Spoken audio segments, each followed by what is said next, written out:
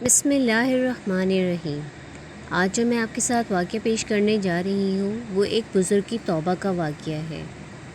ایک بزرگ سے کسی نے ان کی توبہ کا واقعہ پوچھا۔ انہوں نے کہا، میں ایک سپاہی تھا اور شراب پیتا تھا۔ شادی کے بعد ایک لڑکی پیدا ہوئی۔ وہ لڑکی مجھ سے بہت محبت کرتی تھی، میں بھی اسے بہت پیار دیتا تھا۔ جب وہ چلنے لگی تو اکثر میرے پاس ہی رہتی تھی۔ جب وہ 2 سال کی ہو گئی تو وہ فوت ہو گئی۔ اس پر مجھے سخت صدمہ ہوا۔ ایک رات میں نے خواب میں دیکھا کہ روز محشر برپا ہے، لوگ قبروں سے نکل کر میدان حشر کی طرف جا رہے ہیں۔ میں بھی انہی لوگوں کے ساتھ جا رہا ہوں۔ میں نے اپنے پیچھے سے آواز سنی۔ میں نے پیچھے مڑ کر دیکھا تو ایک کالے رنگ کا بڑا اژدہا میرے پیچھے بھاگ رہا تھا۔ میں بہت خوفزدہ ہو کر بھاگ کھڑا ہوا، وہ بھی میرے پیچھے بھاگنے لگا۔ اس دوران میں نے دیکھا کہ ایک نفیس لباس پہنے ایک بوڑھے میاں میرے سامنے ہیں۔ سلام و جواب کے بعد میں نے ان سے کہا، اللہ کے واسطے مجھے اس بلا سے بچا لیجیے۔ وہ کہنے لگے، مجھ میں تو اتنی ہمت نہیں کہ میں اس کو پکڑ سکوں، البتہ بھاگتا رہ سکتا ہوں کہ آگے چل کر تیری مدد کا کوئی سبب بن جائے۔ میں بھاگتا رہا، آخرکار ایک ٹیلے پہ چڑھ گیا۔ جب ٹیلے پر چڑھا تو وہاں مجھے جہنم کی دہکتی ہوئی آگ نظر آئی۔ قریب تھا کہ میں جہنم میں جا گرتا کہ ایک آواز سنائی دی کہ پیچھے ہٹ۔ میں پیچھے کو دوڑا، وہ سانپ بھی میرے پیچھے دوڑا۔ کیا دیکھتا ہوں کہ وہی بوڑھے میاں پھر سامنے ہیں۔ میں نے انہیں پھر التجا کی کہ مجھے اس اژدہے سے بچا لیجیے۔ بوڑھے میاں رونے لگے اور کہنے لگے کہ اس کے مقابلے میں بہت کمزور اور ناتواں ہوں۔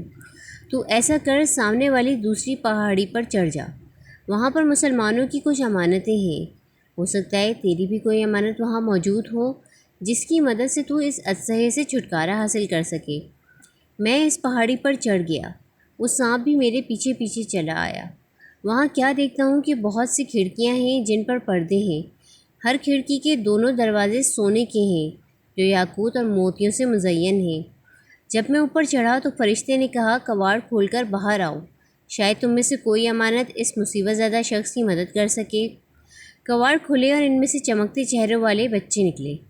اچانک میری نظر اپنی 2 سالہ بچی پر پڑی جو مر گئی تھی۔ وہ مجھے دیکھ کر رونے لگی اور کہا، خدا کی قسم، یہ تو میرے بابا ہیں۔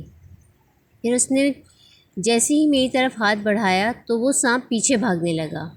وہ میری گود میں بیٹھ گئی اور میری داڑھی پر ہاتھ پھیرنے لگی اور کہنے لگی، کیا ایمان والوں کے لیے اس بات کا وقت ابھی تک نہیں آیا کہ ان کے دل اللہ رب العزت کے ذکر کے لیے اور اس حق بات کے واسطے جو ان پر نازل ہوئی جھک جائیں؟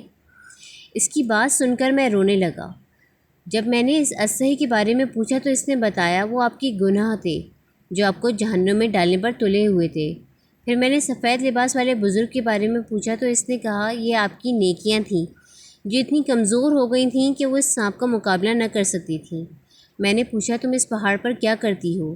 اس نے بتایا، ہم سب مسلمانوں کے بچے ہیں جو قیامت کے دن آپ کی سفارش کریں گے۔ اس کے بعد میری آنکھ کھل گئی۔ میں نے اسی وقت رب العزت کے سامنے اپنے سابقہ گناہوں کی معافی مانگی اور برے کاموں کو چھوڑ کر نیک کام کرنے لگا۔